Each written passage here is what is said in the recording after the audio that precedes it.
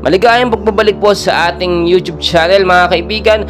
Latest weather update po tayo March 4, 2024. And bago tayo magpatuloy, pa-like and share naman po bilang suporta sa ating YouTube channel. Latest hypnosis po natin galing sa DOST Pag-asa. Easterlies pa rin po ang nakaka-apekto sa ilang bahagi ng ating bansa, no? And as of now, wala pa naman po tayong bagyong binabantayan sa loob ng PAR.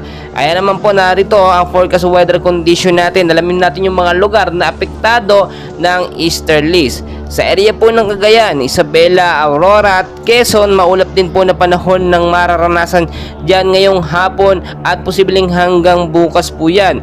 Dulot po yan ng tinatawag natin na easterlies or yung mainit na hangin galing po sa Pasipiko.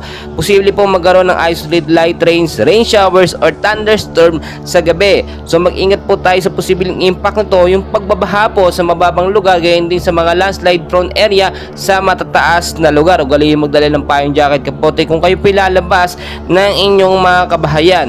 Sa area naman po ng Metro Manila at ilang bahagi ng ating bansa, maulap din po na kalangitan ng mararanasan dyan with isolated rain showers or thunderstorm sa gabi. Dulot yan ng easterlies mga kaibigan.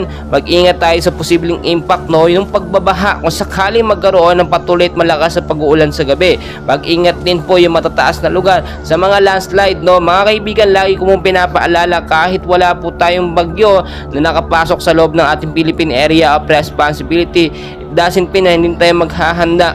Apektado pa rin po tayo ng mga localized thunderstorm, kasama na nga po dyan itong easterlies na posibleng magpaulan sa ilang bahagi nga po ng ating bansa. Nakikita nyo naman, ayon na rin po sa Pag-asa, ngayong buwan po ng Marso, isang bagyo ang posibleng pumasok sa ating bansa. So i-monitor natin yung posibleng unang bagyo or kauna-unahang bagyo ngayong 2024 na tatawagin natin bagyong Aghon.